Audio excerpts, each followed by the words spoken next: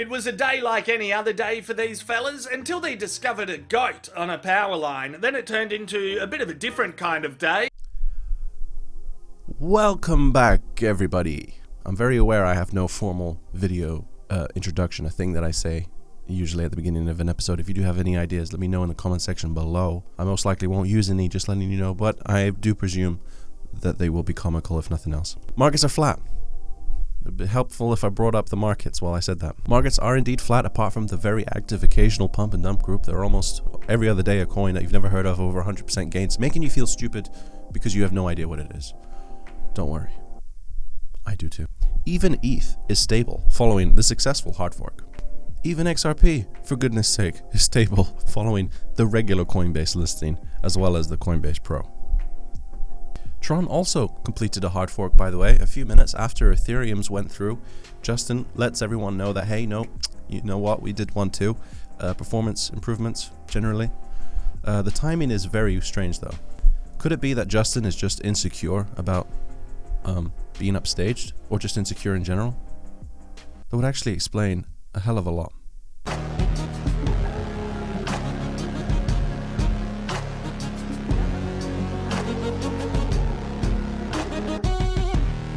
Now, the coins that have actually gained anything at all from my recent video would be BNB, which at this rate is pretty much on par to replace Tron within the next day or so. And Steem with some pretty decent gains, really an MVP of blockchain tech.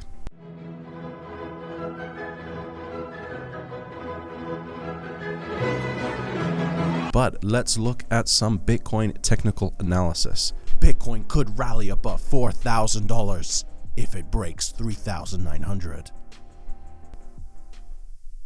So if it goes from 3,860 to 3,900, that would be a 1% gain. And then if it goes from 3,900 to 4,000, that would be 2.5% gain.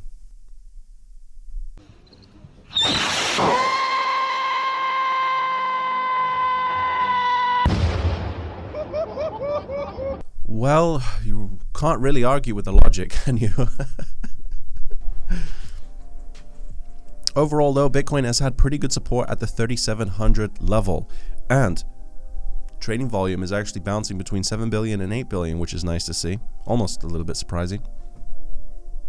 A second attack of the $4,200 resistance line might be on the cards. I don't know how hopeful people are of that. Not a financial advisor, by the way, not accredited. But more importantly, let's see if Crypto Daily can actually break the resistance line at around the 4-minute mark. Now, historically, Bitcoin has had a bad March the past 5-6 years. I guess we'll talk about that now. It's March 1st. You can see here that for the last 6 years, in March, 32% loss, 9%, 5% loss, 4, 15. You have to go back 6 years. 2013, 178% gain. Now, I know past performance is no blah, blah, blah, blah, blah. However, some people do believe that while da-da-da-da is true, it does rhyme. Now, this is true. It works every single year. It does rhyme every single year, right up until it doesn't. And yesterday...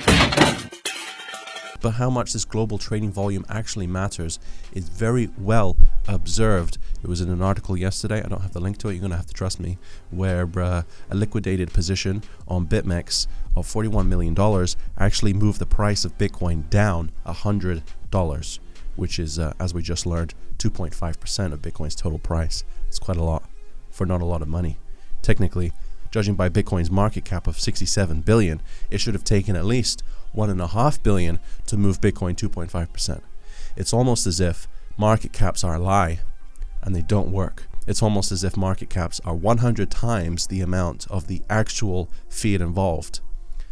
But as long as you just look at market caps as fanciful figures that you don't put too much stock into, no pun intended, they're relatively harmless. Fish is like, "Puh, f*** you," to which Tina replies, "Puh, f*** you, puh, f*** you." Moving on to the news, Facebook coin is coming by the first half of 2019, so not long from now. Facebook is talking to exchanges about potentially listing a cryptocurrency. That's the main finding from a New York Times story published Thursday on several efforts to introduce native cryptocurrencies to widely used messaging platforms.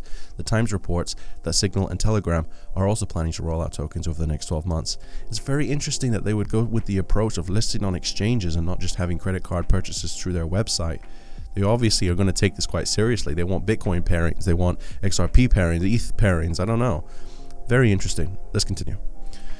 Citing 4 people briefed on the negotiations, the Times reports that Facebook has told exchanges it expects to get a product out in the first half of 2019. The Facebook project, which had previously been reported by Bloomberg as a stablecoin for its WhatsApp messaging service, would be the most high profile of the bunch. The social media giant has 2.5 billion global users. Sure it does. 2.5 billion total accounts, maybe. Total users?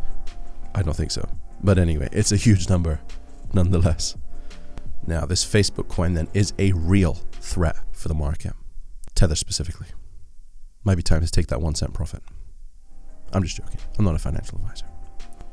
But the reason I'd say that is because I personally would rather hold a stable coin with a figurehead CEO that has auditable banks that you may have heard the names of, not in some crazy country. So hopefully we'd know if they do anything dodgy with the funds, like fractional reserve lending. But we do need to wait for more details. It could very well be a terms and condition of the stablecoin that, yeah, we do practice fractional reserve lending. So I don't know. We definitely need some more details. Definitely an interesting development, though. So overall, I think this is pretty amazing. The fact that everyone that I know has Facebook or uses WhatsApp regularly is quite nice. And it just acts as a gateway drug into the world of crypto. I don't see any actual competition on any coins that we like to speculate with, just some much needed exposure. Most importantly though, and this cannot be stated enough, is the fact that this is huge that a giant global company is getting into cryptocurrency. Whether they make their own coin or not, the fact that they're adopting it, this makes it much harder for conspiracy theorists who say, you know what, crypto's going to fail because all the governments worldwide would ban Bitcoin because they want the power in their centralized banks. Obviously they're going to ban it. It just gets harder and harder for them to do that now. The cat's out of the bag. It's almost too late.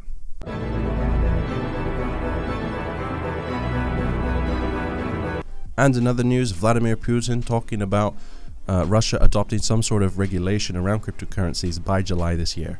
Now, forgive the use of Bitcoin.com. Take everything you read with a fistful of salt.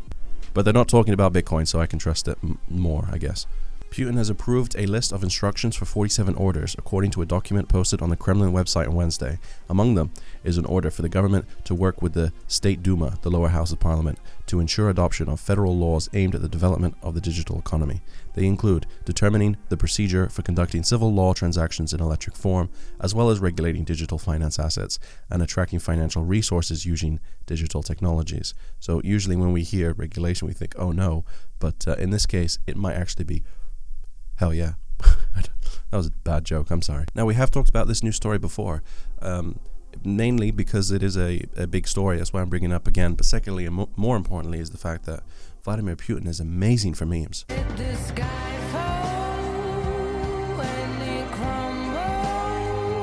He is literally like a meme machine.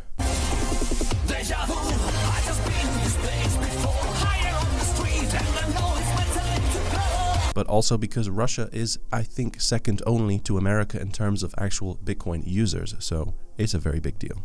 Hopefully, he drafts something good. Dear Slim, I wrote you, but you still ain't calling. I left my cell, my pager, and my home phone at the bottom. So while the crypto markets seem to move slowly, the on-ramps are moving anything but, and in fact, seemingly getting faster and faster. So that's it for me. Just 2 things. One, if I look like I'm being a little bit more calm, tepid, no, it is not because the bear market is getting to me. I know a lot of people love to jump to the conclusion. I'm actually talking a little bit quieter because I've been shouting on my videos recently, and I think it might not be good for the microphone. I noticed the audio levels weren't great. Now it should be much better. Second, people were laughing at my use of the word hyperbole instead of hyperbole. There is a difference between the US and the UK pronunciation of this word. How dare you laugh at me? But thanks for watching. Leave a like if you enjoyed, and I'll see you again very soon.